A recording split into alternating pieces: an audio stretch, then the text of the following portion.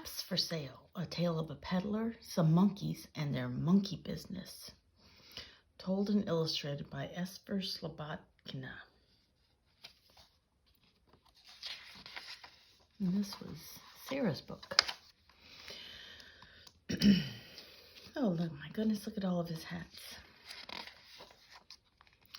Once there was a peddler who sold caps, but he was not like an ordinary peddler carrying his wares on his back. He carried them on top of his head.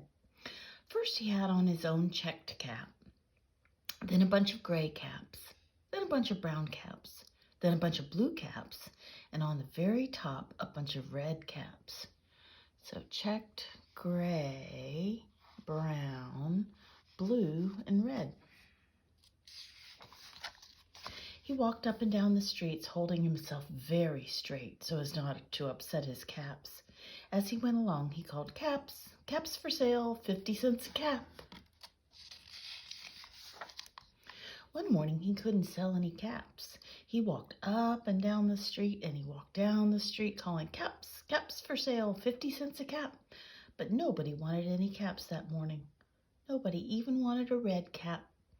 He began to feel very hungry, but he had no money for lunch. "I think I'll go for a walk in the country," he said. And he walked out of town, slowly, slowly, so as to not upset his caps. He walked for a long time until he came to a great big tree. "That's a nice place for a rest," thought he. And he sat down very slowly under the tree and leaned back little by little against the tree trunk so as not to disturb the caps on his head. And then he put up his hand to feel if they were straight. First his own checked cap, then the gray caps, then the brown caps, then the blue caps, and then the red caps on the very top. They were all there, so he went to sleep. He slept for a long time. When he awoke, he was refreshed and rested. Uh-oh, what do you notice? But before standing up, he felt with his hand to make sure his caps were in the right place. All he felt was his own checked cap.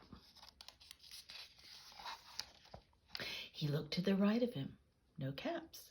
He looked to the left of him, no caps. He looked in back of him, no caps. He looked behind the tree, no caps. Then he looked up into the tree, and what do you think he saw? On every branch sat a monkey, and on every monkey was a gray or a brown or a blue or a red cap. Most of them are smiling. Look, that one looks kind of unhappy. Wonder why. The peddler looked at the monkeys. The monkey looked at the peddler. He didn't know what to do. And finally he spoke to them. "You monkeys, you," he said, shaking a finger at them. "You give me back my caps." But the monkeys only shook their fingers back at him and said, "Tss, tss, tss." This made the peddler angry, so he shook both hands at them and said, "You monkeys, you give me back my caps." But the monkeys only shook both their hands back at him and said, "Tss, tss, tss." Now he felt quite angry. He stamped his foot and he said, "You monkeys, you better give me back my caps." But the monkeys only stamped their feet back at him and said, "Tss, tss, tss." By this time, the peddler was really very, very angry. He stamped both his feet and shouted, "You monkeys, you must give me back my caps." But the monkeys only stamped both their feet back at him and said, "Tss, tss, tss." At last, he became so angry that he pulled off his own cap and threw it on the ground and began to walk away. What do you think the monkeys are going to do? But then each monkey pulled off his cap. All the gray caps and all the brown caps and all the blue caps and all the red caps came flying down out of the tree.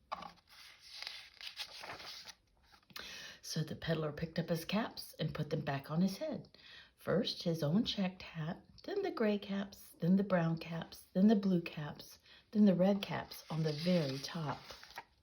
And slowly, slowly, he walked back to town calling, "Caps, caps for sale, 50 cents a cap." The end. Caps for sale.